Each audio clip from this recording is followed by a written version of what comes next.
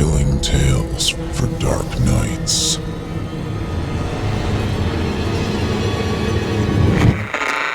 Want to make sure you never miss a Chilling Tales for Dark Nights video again? Be sure to subscribe and hit that bell to turn on notifications. I hate interviews. I hate the DMV. I hate that they summoned me. And yet here I am, wasting an entire day sitting alone in an empty lobby waiting. The demonic management of villainy. I glare up at the counter. I shouldn't be here. I should be up there, in the mortal realm, plying my trade, snaring souls. Tiny blue flames flicker and dance down the back of my neck, and yet here I sit, waiting for my number to be called. Number 5043. The succubus behind the counter lowers her copy of Seduction Weekly, brushes her delicate fingers through her silky blonde hair, and turns her sapphire blue eyes on me. I don't know if you've ever met a succubus. Gorgeous creatures, women handcrafted by Lucifer himself to lure humans into sins of the flesh. All of them bear some physical trace of their demonic origin. Horns, wings, a tail. But even if humans could see them, it wouldn't matter. They're beyond alluring. Lust given shape, scent, a way of moving. Everything about them crackles with erotic seduction. Everything. And this is no exception. I don't know if she's bored or what, but she's been using every ounce of naughty to drive me insane, ever since I slunk through the door and grabbed a number. When she winked at me and said, "Now servicing number 302. It's not usually a problem. Demons? Sex? We don't really get off on that sort of thing.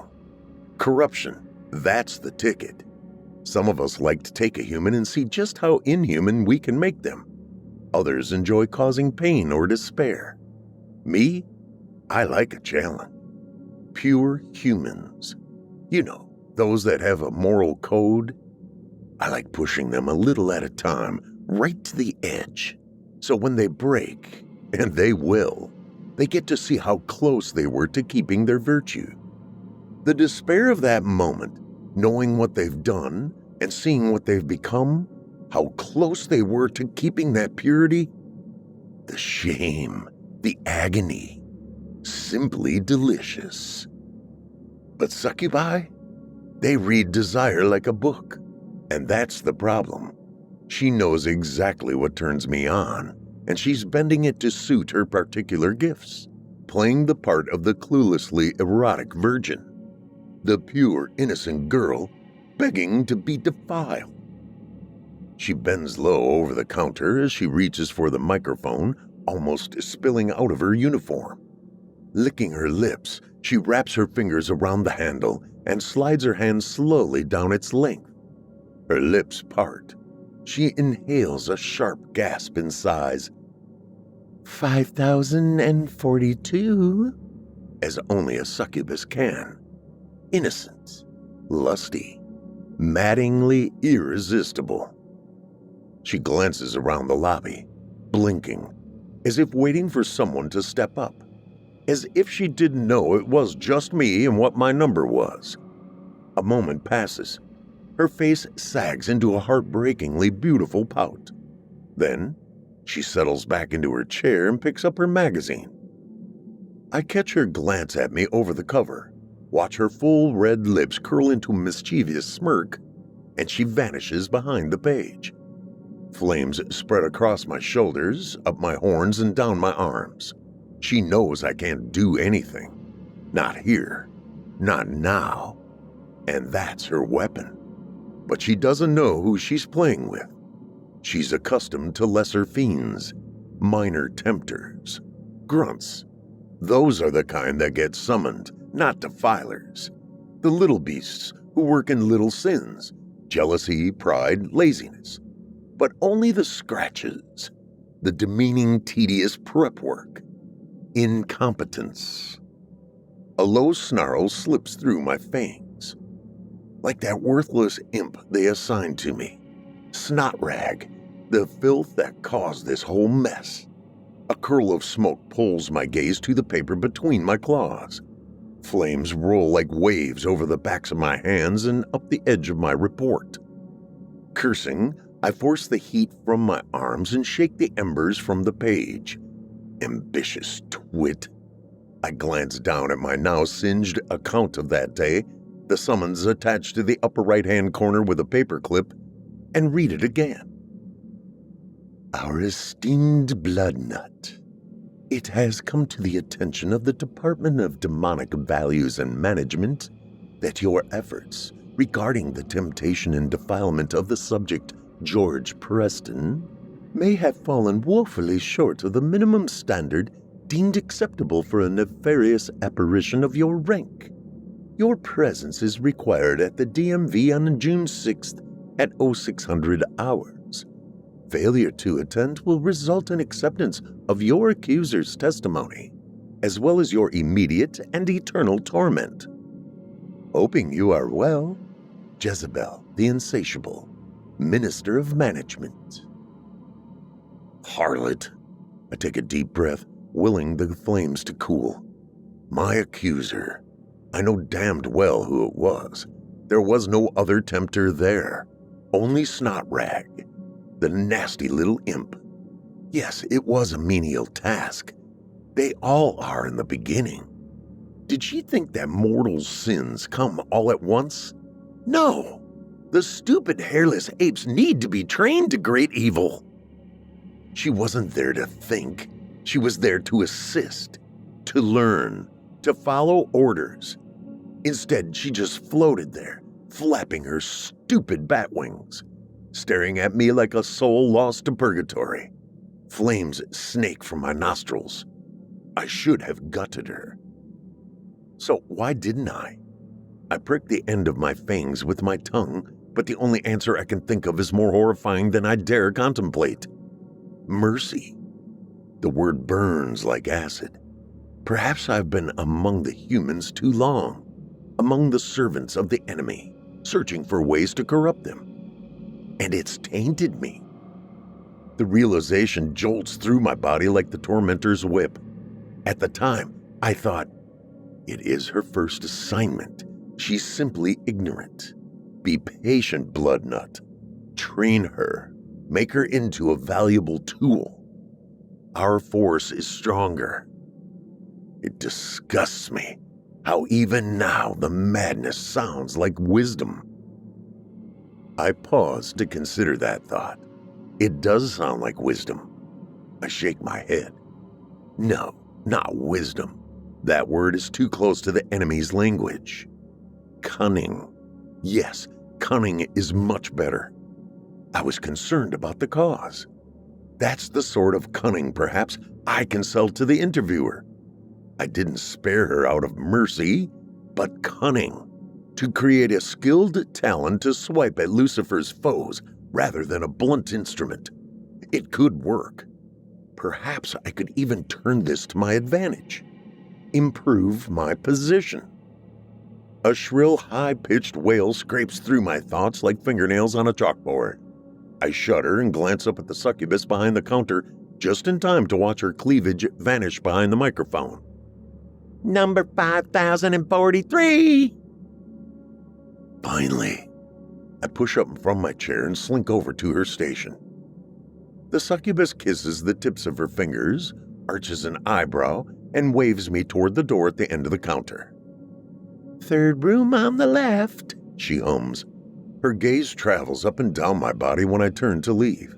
She opens her mouth as if to say more, but then her face melts into an almost embarrassed-looking pucker as she sits back down, knees together, palms on her bare thighs, chest pushed out, watching me as her tail loops around a chair leg, stroking it in slow, gentle pulses.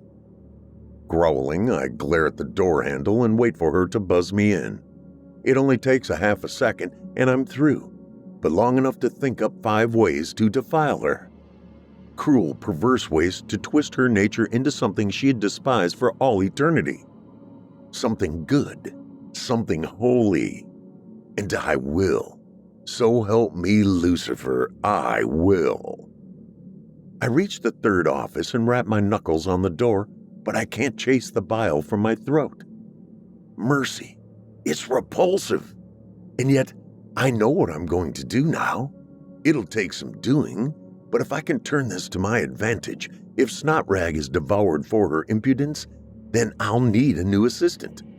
I'll request her, the succubus at the desk. The administration wouldn't deny me that. After all, if she was of any account, she'd be in the field seducing. No, she'll be mine. And with time, as she's exposed to the same light that tainted me with mercy, she too will bend. And that will be my revenge. I'll feed her that poison, drop by cursed drop. Perhaps even twist her into the enemy's service. A deep purr rumbles in my chest. Oh, that would be delicious. Let them purify her, but not completely. No. I wouldn't allow that kind of exposure. I'd keep a part of her hidden, so she remains as she is now, horny, burning with desire. And that will be her torment, a twisted yearning, her body always aching, always hungry, her purified soul always striving against it, but always failing, always yielding, so that she wakes from her torrid passion hating what she did, what she is, only to hunger once more. A wondrous cycle of unending torment. The office door creaks open. Ah, a deep voice snarls. Bloodnut, come in. Clutching my papers between my claws, I step inside. Out of instinct, I scan the room, searching for information I can use. To my left, a masterpiece fashioned by the master craftsmaiden Lilith the Corrupter. A desk of writhing souls, those lured to perversion by her underlings. Fornicators, adulterers, sexual deviants of all kinds, restored to their flayed husks, fused together with all those they joined their flesh and desire with while on earth, and shaped into a fine piece of furniture. The art, the irony, the moans of hopeless anguish. I sigh, and my gaze drifts to a large cone-shaped bottle standing on the floor beside the desk. Soft blue light shines up from the base as faces, pale and ghostly, press against the glass. Bloated and rotten. Souls of the drowned. A gasp ekes through my fangs. A suicide lamp. I've wanted one since I was an imp, but despair's work is expensive and difficult to come by. I had the chance to purchase one only once, long ago, in red, filled with the souls of those who chose to end their lives in violence. But it slipped through my talons. I watch a crab scurry from the mouth of one of the faces, pinch off a bit of flesh, and vanish into the mouth of another. I shake my head in disbelief. A suicide lamp of the drowned. I could walk the halls of the abyss for millennia and never see its like. I see you appreciate the finer things. The voice draws my gaze to a gelatinous mass standing, or oozing rather, in the corner. Bowing low, I spread my wings as wide as space allows, hold out my report and whisper, "Ah, but your taste is exquisite." Two snake-like eyes congeal within the blob, spin my direction, and press the surface. They glance at the report in my claws, and a hole gurgles open, slightly below the eyes. I see you came prepared. Good. The blob oozes over to the desk. But your rendering is unnecessary. I nod. Yes, I can see that now, but I did not realize the nature of the fiend you would encounter. He heaves out a thick, mucusy laugh. No, how could you? So it's true. I straighten up and fold my wings over my shoulders like a cloak. The Gnome can read thoughts. I must be cautious. No thought, No impulse is safe. Yes, it's true. Threads twist into shape within the top of the mass and knot together into what appears to be a brain. But why should that trouble a faithful servant? He laughs again, and a skull congeals around the brain. Nerves branch out of its base like the roots of some plant. Organs take shape. The surface of the mass clouds and thickens until an old man, naked, thin, and baggy, stands on the other side of the desk, staring at me with snake-like eyes. I don't answer. I don't think. The interviewer closes his eyes, smooths the top of his wrinkled head with his newly formed hands, and takes a deep breath. You have good reason to be nervous, Bloodnut. The old man drags his palms down his face and his eyes vanish. But this is intolerable.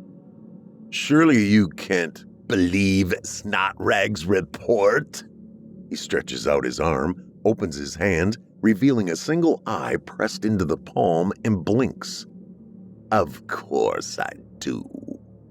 He sits down, never taking his eye off me, and props his feet on the desk. My gaze drops to the fused souls, watching me with tortured eyes from under his feet.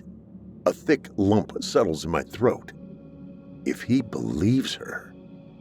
Oh, don't be such a simpleton! He rips off one of his fingers and tosses it into the air. It melts into a gelatinous ball as it rises, then stops and floats above his head. I know exactly what happened. The ball flickers. The image of a half-plowed field appears on its surface. A tree along the road beside. A little wicker basket waiting in its shade. I squint at the image, but I remember the tree, the field, the peasant I meant to corrupt. How could I not?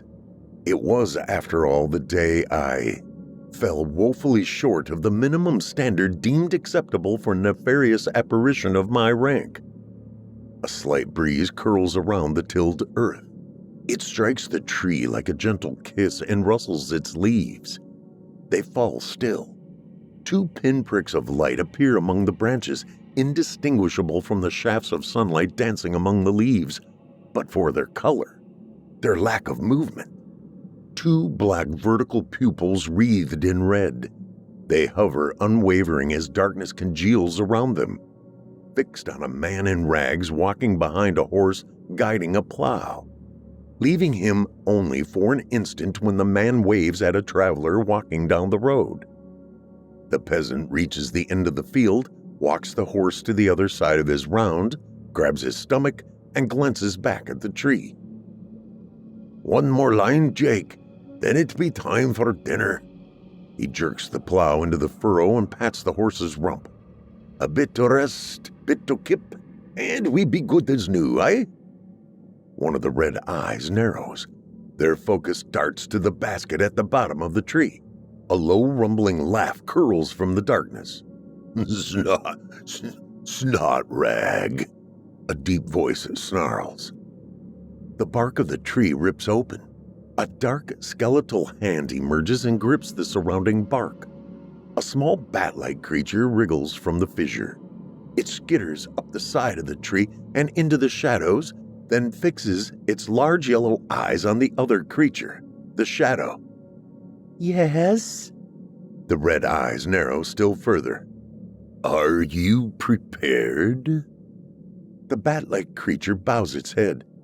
Speak, and it shall be done. A row of sharp yellow fangs splits the darkness beneath the red eyes. Then go, take the food from the basket below.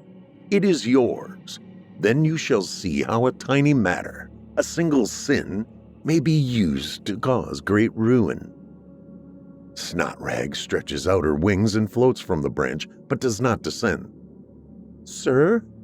The red eyes flick toward the horse, drawing ever closer, and the fangs vanish into darkness. Is there a problem? No. Snotrag scratches the back of her knee with her other foot, her gaze fixed on the traveler. But I don't understand. How can... A flash of blue flame cuts her off. There's no time. You aren't here to understand. You are here to do as I command. Now go." The man reaches the end of the row, unhooks the plow, and takes the horse by the reins. But Snotrag doesn't move. Snarling, the shadow dives into the basket and flashes back to its perch like a wisp of smoke. The man leads his horse to the tree, ties it to graze, and flops down on the grass beside his basket. "Thank you, O Lord, for this glorious day, and this food which I is about to receive." Snotrag winces at the sound of prayer as if struck by a whip. Hissing, she turns to flee, but the shadow grabs her tail and jerks her back. "Coward, wait." It leans forward, licking its lips as the man takes the basket and balances it on his folded legs. Here it comes. The peasant unfolds the cloth and reaches inside. His brow furrows. "Eh?" Tipping the basket, he peers inside and finally turns it over to dump it out. A few breadcrumbs fall to the grass. He glances at the horse, brow furrowed. "Did you?" He shakes his head as if embarrassed by the thought, and his eyes go wide. "That man!" The shadow cackles. "Go on," it hisses, unheard by mortal ears.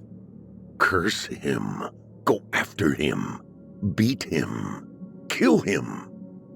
The peasant jumps to his feet.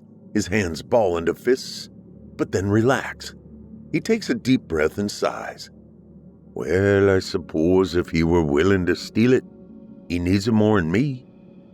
The shadow's face darkens and the image fades away, leaving only a blank, snot-like blob hovering over the surface of the desk.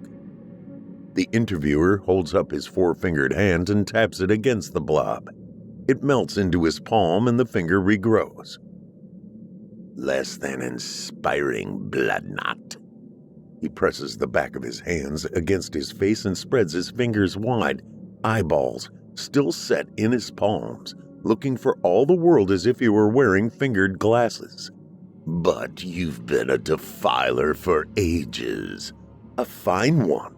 I trust this was only the initial phase of some grander plan?" I shake my head. "Not exactly.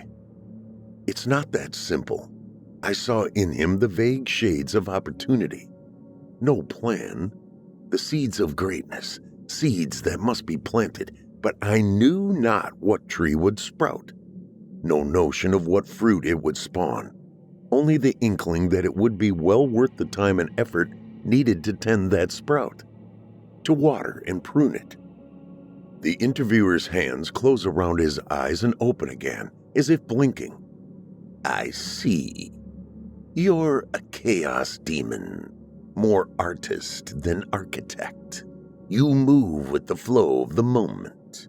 Snotrag is the opposite, a creature of order.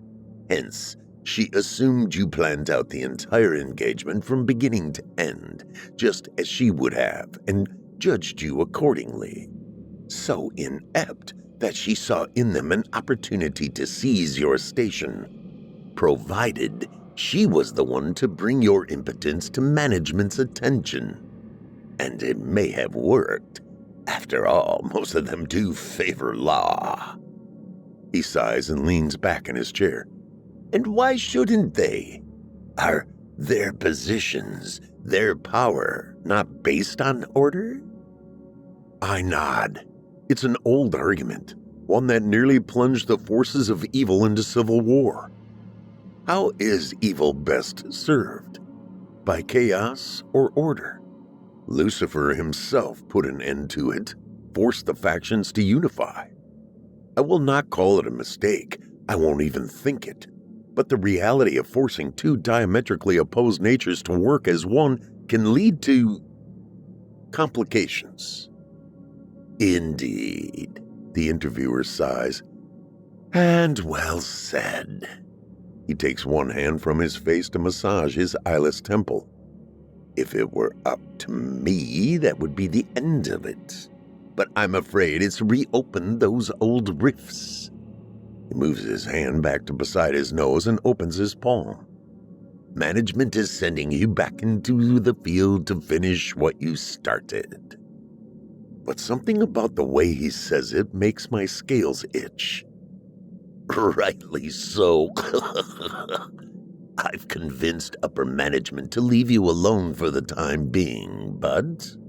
He stretches out his arms so that his hands, his eyes, hang inches from my nose. You will be held to account, Bloodnut, for good or ill, reward beyond your wildest dreams, or punishment beyond reckoning. A deep purr rumbles in my chest.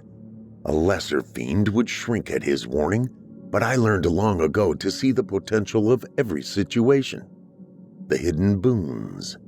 I had come hoping to establish my position, add Snotrag's impudent essence to my larder. But now, with management watching, heat snakes down my arms in writhing tendrils of blue flame. The opportunities are endless. The interviewer's fingers melt into his palms. I did not expect to see such sly intellect in a defiler. A laugh gurgles from the gelatinous mass as his eyes close and sink back into the slimy tentacles that were his arms. I expect I shall enjoy seeing what you create. Prepare yourself. Your return to the mortal realm is imminent. Good. I glance down at the report in my claws. Snotrag's feeble grab at power. I've wasted too much time on this nonsense already. Pressing my essence into my palms, the paper bursts into flame. When this is over, she'll be mine as well. I'll rip the flesh from her bones and feast on her entrails. The tentacles retreat, absorbed back into the interviewer's gelatinous body. As well? Oh yes, the succubus clerk. It heaves out a gooey laugh. Do well, and you shall have them both. And more. A slight smile pulls at the sides of my muzzle. Excellent. The heavens themselves will tremble. Mark my words. The interviewer's face melts away entirely. Tingles spread through my wings. The darkness thickens around me, and the last image I have of hell is the interviewer's eyeless, formless mass. A deep gash torn across the blob in an impossibly wide, fanged smile. We shall see. There are no second chances. It's the first rule of hell. Failure means death, or as near a concept as mortals are able to comprehend. Our essence, our physical frame, is devoured, either by our masters, who we've failed, or our rivals, who have surpassed us. Our strength, our experience, everything we've learned, all our skills and talents become theirs, while who we are, our consciousness, is tortured. Our agony and despair, our hopeless eternal suffering, becomes the nourishment of the young, those who have yet to prove their worth. Bring nourishment home or become food ourselves. The tingles in my wings fade. Soft prickles tickle the soles of my feet, and light pierces the darkness around me. It burns my scales like hot iron. Thrice cursed ball of snot! I throw up a plume of black smoke to shield myself from the sun's rays, but it's too late. I can't see. Bastard would have to send me back in the middle of the day, in the open. I blink through the smoke, trying to make sense of the shapes looming out of the light. But all I can make out is spots. Nameless pustule. I think I'll add him to my thralls. Claim his desk and lamp as my own, after I've used him as ointment for my hemorrhoids. Spinning, I catch sight of a patch of shadow and make a run for it. But I think I know where I am now. The scent of fresh tilled earth, the twinge of stale sulfur, the sound of birdsong and rustling leaves. I reach out my claws and press my palm flat against the bark. Just as I thought, he sent me back to that place, to the peasant's field. I glance back over my shoulder, but the field is finished, completely plowed and smoothed. Hiding amongst my smoke, I stalk over to the edge of the exposed earth, plunge my fingers into the soil, and smile. Prepared, but not planted. I reach under my wing and fish my phone out of my vest pocket. I know this was his first field. I don't remember what he planned to sow, but I know it was a crop that needed to be planted as early as possible. Once he finished here, then he would move on to the other fields. Carefully, I tap the power button with the end of my claw. Eve's apple appears on the screen, the image of the fruit with a single bite taken from the side. It hangs there for a moment as the phone powers up, and chills run down my tail. The bitten apple, a symbol of our Father's greatest victory, Lucifer, Lightbringer. And that's what he did. Gave the little hairless apes exactly what they thought they wanted. The power to make their own rules, decide for themselves what is good and bad, but not the wisdom or knowledge to go with it. A chuckle rips through my chest. Simple, poetic, flawlessly effective. Everything a defiler strives for. The apple on the screen fades. I click on the Weather Underworld app and bring up the long-range forecast. Drier than normal overall. Pinching the area of the map where I am now, I zoom in for a more local forecast. Near drought-like spring with a wetter-than-average late summer. I pocket my phone and turn my attention toward the farmstead a little way up the road. The peasant's house, an idyllic setting. A little stone house with a thatched roof, an even smaller wooden barn, chickens pecking about the yard, a dairy cow grazing by the forest. I snort. Probably a perfect little family to go with it. Revolting. How happy they must be, the little vermin, working together, relying on one another, caring for one another. I cough up a ball of acid and spit it at the base of the tree just to clear the taste from my mouth, the scene from my mind. A thin tendril of smoke twists through the air as my spit burns into the wood, sizzling as it goes. Love. Bah! Disgusting. Well, we'll see how long that lasts. A smirk curls up the side of my muzzle. Unlike him, I know the forecast. Once I prompt him to plant in all the wrong places, once his crops fail, his fields choke with weeds, then I'll light his roof on fire, sicken his cow. A laugh rumbles in my chest. We'll see how happy his little home is then. I can already see it, his family cold and starving, begging along the side of the road, his daughter trading her flesh for bread. I lick my lips, savoring the feast to come. Delicious. The soft toll of a bell echoes over the low hills and fields, a resonating clang that stabs at my ears like broken glass. A church bell. Snarling, I slam my palms over my ears. Anything to shut out the noise. It rattles on for what feels like an eternity, thundering its warning. The enemy is near, as if I didn't know, as if I haven't been on the front lines of this conflict for millennia. And yet, never have I seen a human react the way that peasant did. Never. The bell falls silent. The image of the bitten apple presses into my mind, and my hands slip from my ears. That's it! I drop to my knees. Praise be Father below for illuminating my path. Fool that I am, I did not see. This isn't just enemy territory. It's a stronghold. That filthy peasant's attitude should have been a flashing neon sign. Idiot! No matter what disaster I unleash, the enemy will simply turn to his advantage. his accursed followers will see one of their own suffering and flock to support him. They'll cover the loss of his crops, rebuild his house, give him a new cow, and love will increase. In the end, their bonds, their love, and trust in the enemy will be all the stronger. I squint off across the rolling hills at the spire of the church gleaming in the distance. But I am not afraid. I understand now. I know what I must do. Only an angel could fall so far.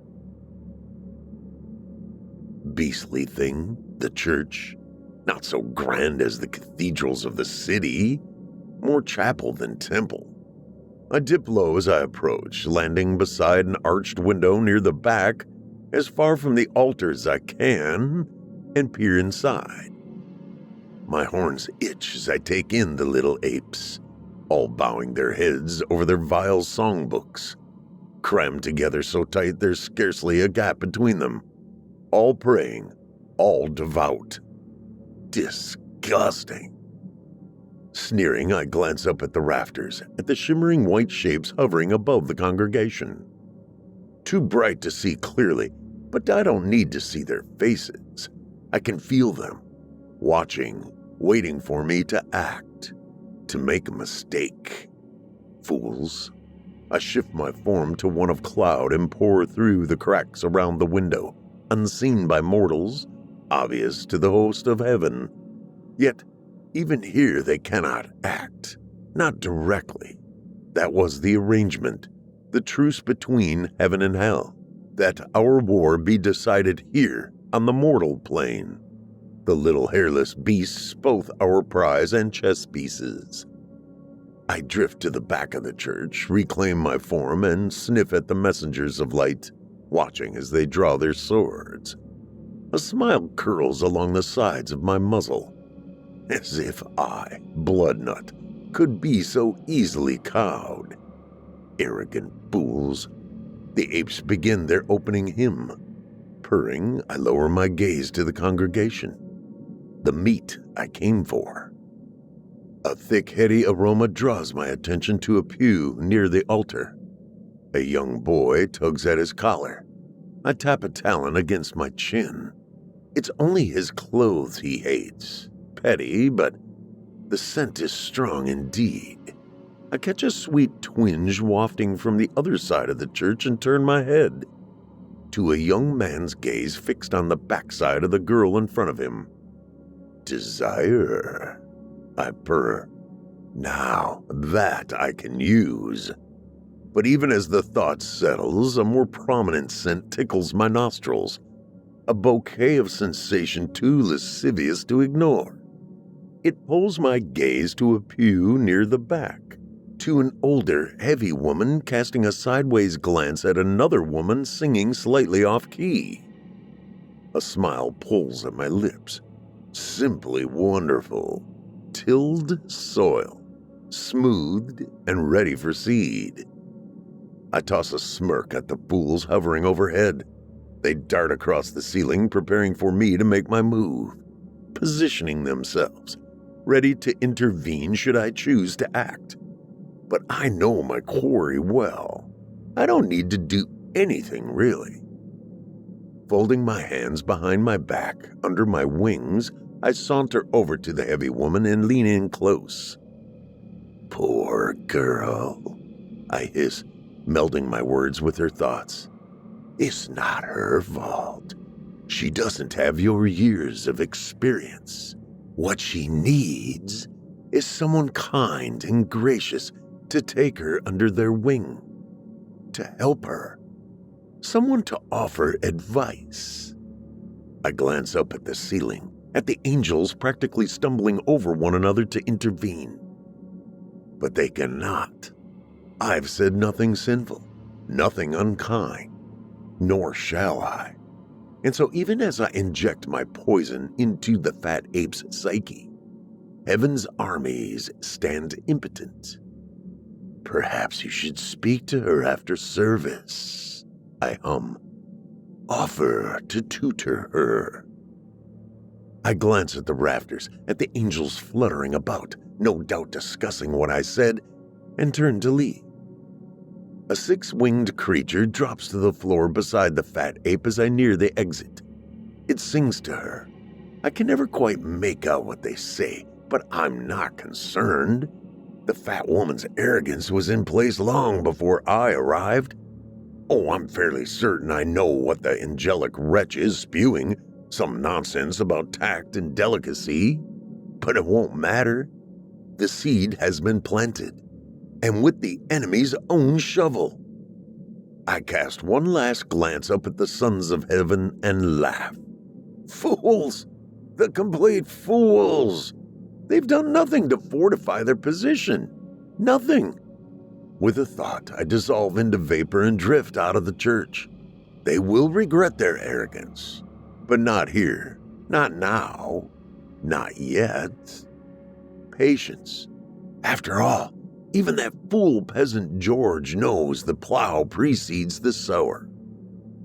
I retake my form under the shade of a juniper tree beside the entrance of the church, glance down the road toward the inn, raise my nose to the wind, and sniff, searching for a hint of despair, of hopelessness, some traveler's soul I can use, a drunkard or fornicator, even an arrogant merchant would do.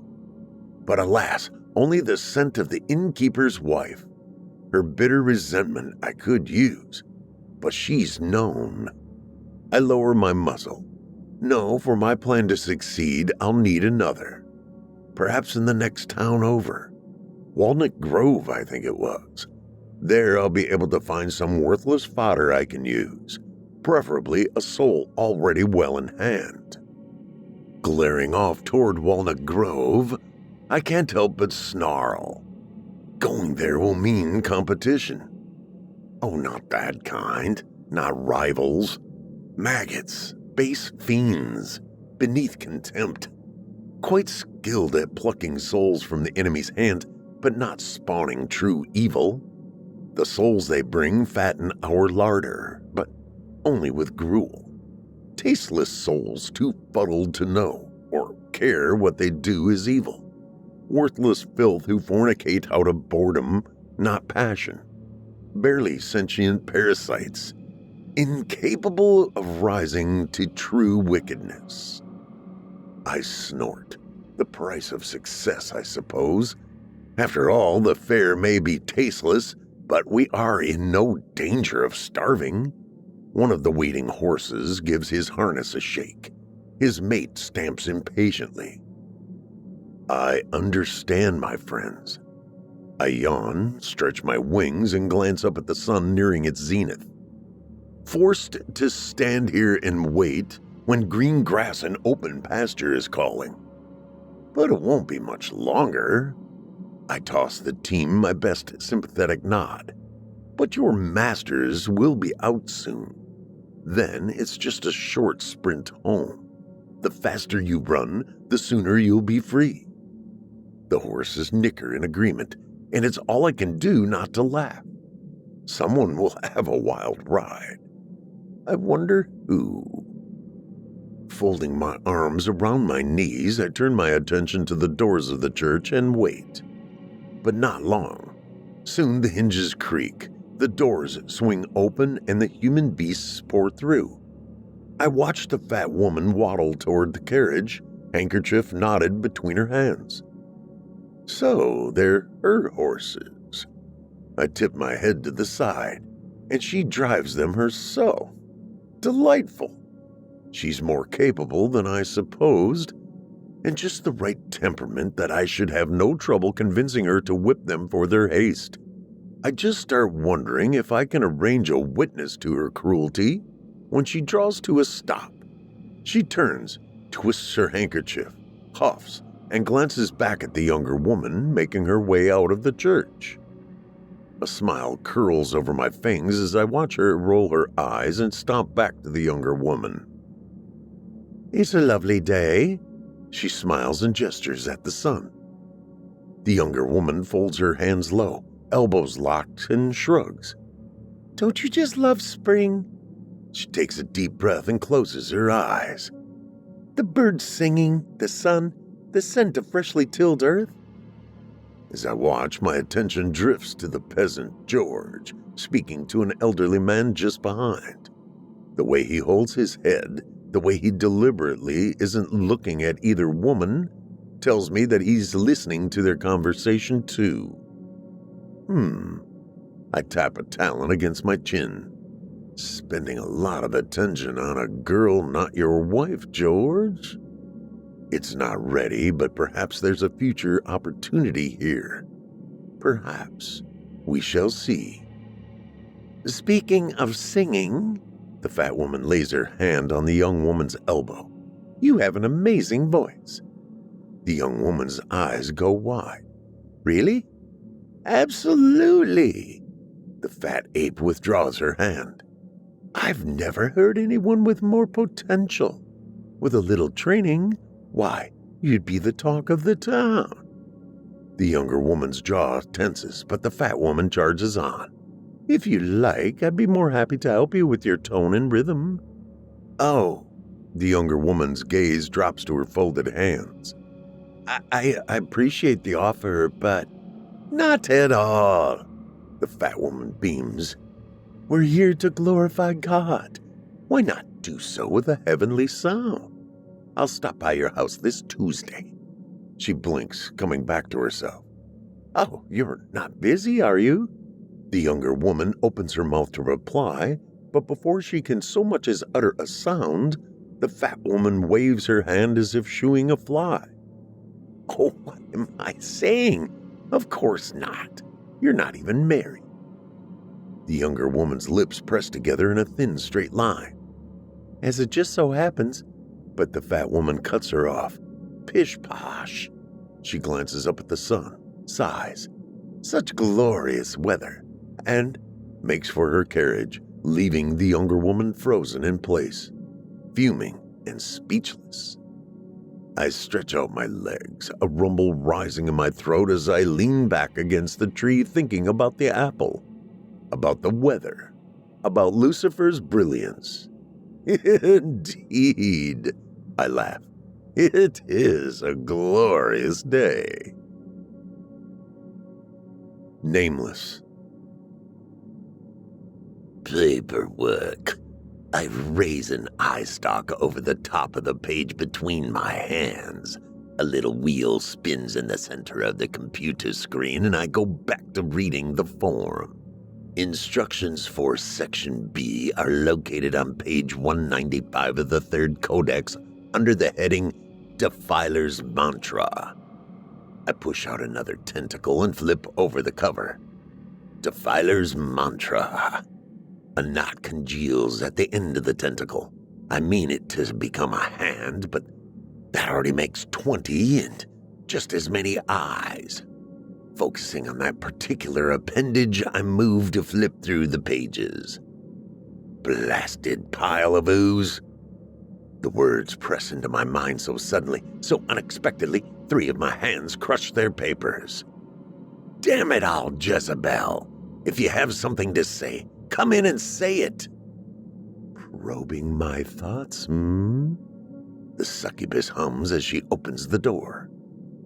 How very... She turns, flicks her tail, and tosses a pouting smirk over her shoulder as she pushes the door closed behind her. Naughty. Seduction. All my appendages fall limp against my mass. She knows it's pointless. My kind has no sexual urges of any kind, but Jezebel isn't the usual succubus.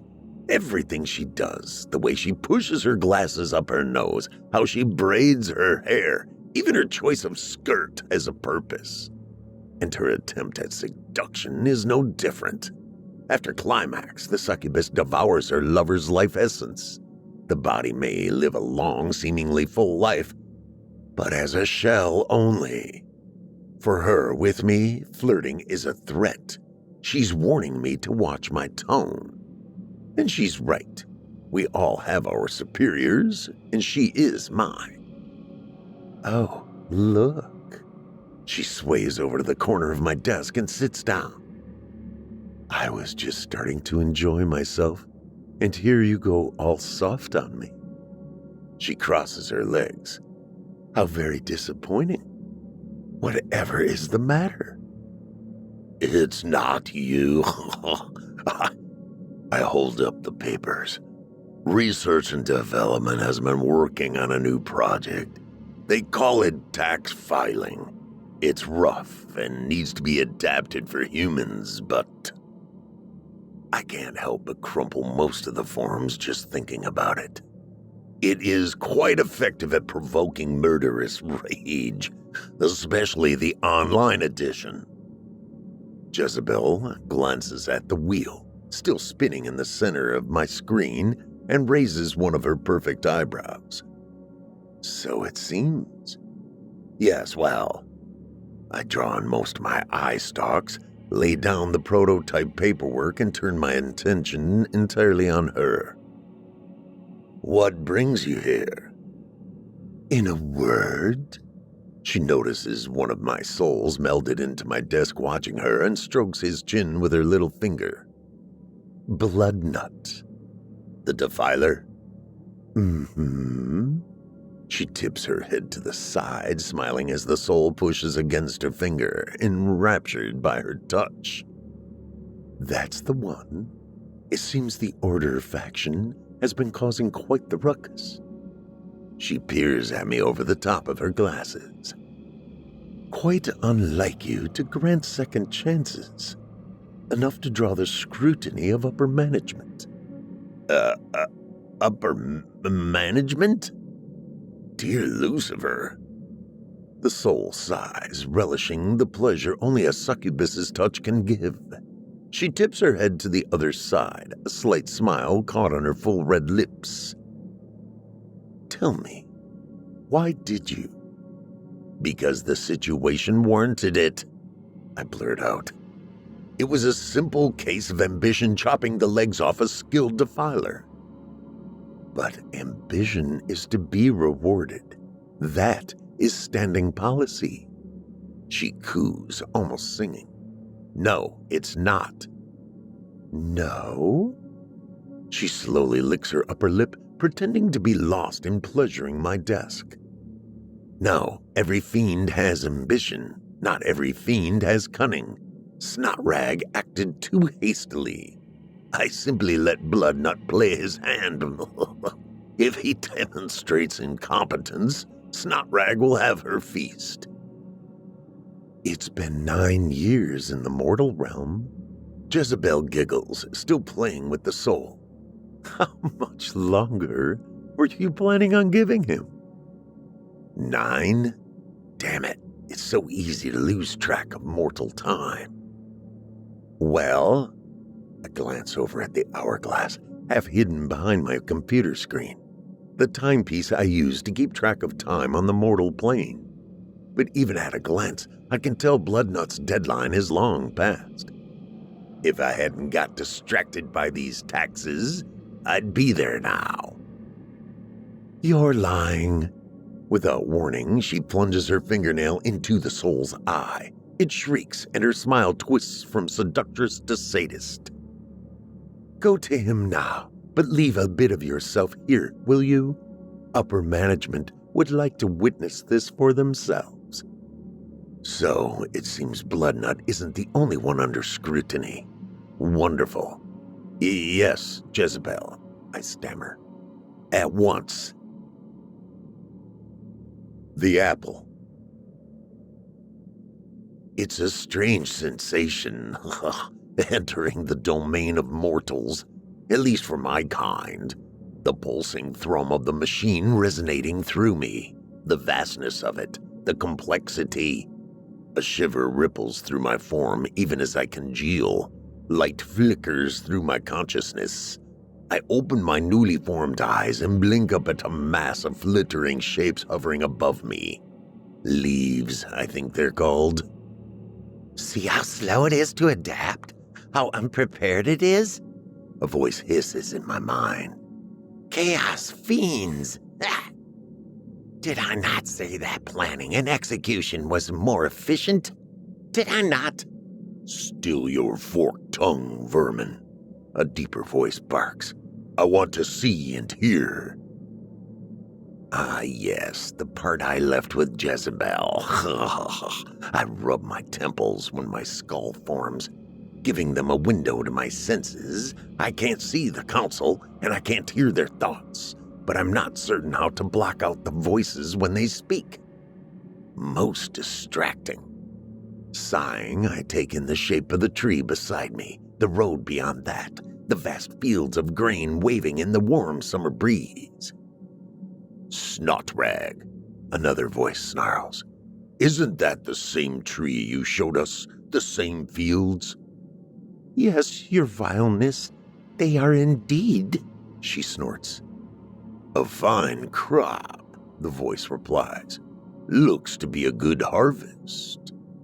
My new eyebrow twitches. I should say so. In fact, the wheat looks unnaturally good. The thought barely enters my mind when a loud bang jerks my attention back to the part of me in hell. Is there strife at all? Anywhere? Sniff. Damn you, sniff. Another loud bang rips through my senses, like a fist hitting the top of a table. How do you control this thing? I told you, Jezebel sighs. You're only seeing and hearing what? Silence. A low, quiet voice almost whispers. A voice I know well, that all hell knows. A voice that makes me instantly regret forming a stomach. Beelzebub, the prince of demons, second only to Lucifer himself. Let us see what fruit our little Bloodnut has grown, shall we? I can't breathe, even with lungs. I can't believe this fool dispute has gone so far. Go on, Beelzebub purrs. Let's not keep Lucifer waiting. I nod. Beelzebub, I can't think. I don't know where to go. Beelzebub himself has come. I swallow hard. I need to gather my thoughts. Bloodnut. I shake my head. Where did Bloodnut go last time? The church. Just the thought sends my knees trembling. It's the last place I want to be, but I can't think of any other place to look. Just so. Go there. That should tell us very quickly the state of things. Yes, my prince. It's a simple matter, dissolving this human body and pressing it into the shape of a bird, a crow, and jumping into the air.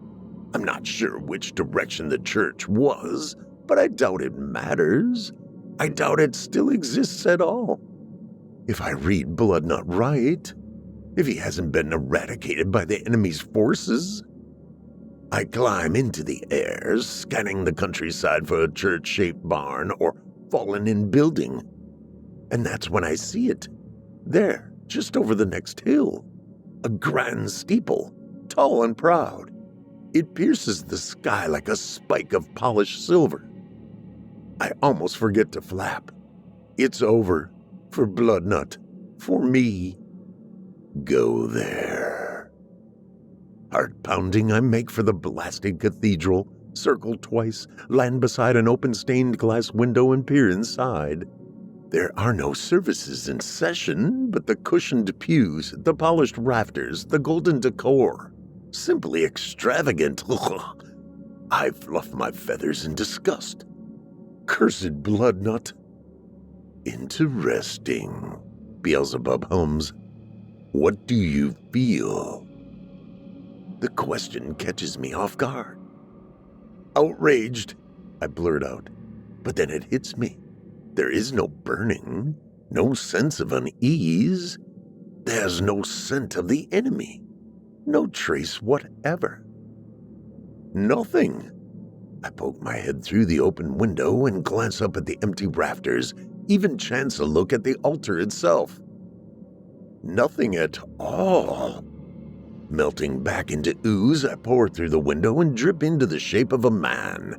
Once all of me collects, I add a suit jacket, shirt, and pants to the shape. There's no hint of the enemy. Beelzebub doesn't answer. I'm just about to ask him if he knows where Bloodnut is. Then I catch the scent of sulfur, when a familiar tone of thought presses into my mind. Bloodnut, I call. A short, portly priest emerges from a doorway near the altar. Hello? He fixes his gaze on me and his lips widen into an impish grin. Brother, he snarls. Welcome. I've been expecting you. But this is too much. You possessed a priest? The shadow of the defiler leans out from the human's flesh. Not right away, no. I thought I understood you, Bloodnut. The quick temper, the slow burning resentment. I expected to find withered crops in an empty church, but this... I gesture to the marble altar, the gold lampstands. Oh, the priest shuffles a few steps down the aisle. We're full to capacity every Sunday. In fact, I've started doing several services and one on Saturday. He lays his hands on the edge of the row, leans over, and his brow creases in what looks like a contemplative, sympathetic frown. When I first arrived, I hadn't planned on doing just that. Getting the fool ape to plant in the wrong places, disease, devastation, all that. Why didn't you? His lips draw into a pucker. Cunning. He straightens up. I've been a defiler for a long time, brother. A long time. This was an enemy stronghold. I knew that any hardship would simply strengthen their bond, to him and to one another. So I took a lesson from Lucifer. I gave them the apple. For the first time since Jezebel walked into my office, my body relaxes. Explain. Bloodnut nods. What was it that Lucifer offered Eve? What she wanted, yes? To choose her own path, decide for herself what was right and wrong. But the cursed little maggots have no idea how the universe works. He takes a deep breath and shakes his head, laughing. That's what I did. I helped the fool George get the best harvest he ever had. Gave him the notion to plant in the bog when I knew a drought was coming, and in the dry when the year would be wet. He became a very rich man. Then I convinced him that his wealth was the enemy's reward for his righteousness, that he deserved a younger, prettier wife. That was 3 women ago. He's since given up on marriage entirely and enjoys partaking in group sessions now. His smile widens. Well, now that I've done the same for most of the community he has, I think you'll find every flavor of corruption here all mixed together with the wonderful elixir of self-righteousness. He holds his arms wide, showing me his robes. I make sure of that. We don't even open that wretched book of the enemy anymore. It turns out granting wealth and fulfilling desire has the same effect on priests as it does laymen. He folds his hands over his waist and licks his lips. Children, too. Somewhere deep in the pits of hell, Jezebel laughs. Do you not see what Bloodnut has done? We need not plot and scheme to drive the fool beasts into our larder, my prince. They come willing and taste far better when called. We need only make them long for our delights, force the enemy to urge them to abstain if he wishes to save them from their folly. Make him the villain in their eyes. Her laugh turns shrill. Why, they will dance into our very jaws. And so they will. I offer Bloodnut a conciliatory nod. It seems management is pleased. Well done, brother. Snotrag is yours to do with as you please. The DMV succubus as well. But your station will remain as it is, for the now. You are far too valuable as you are. Chilling Chilling tales for dark nights.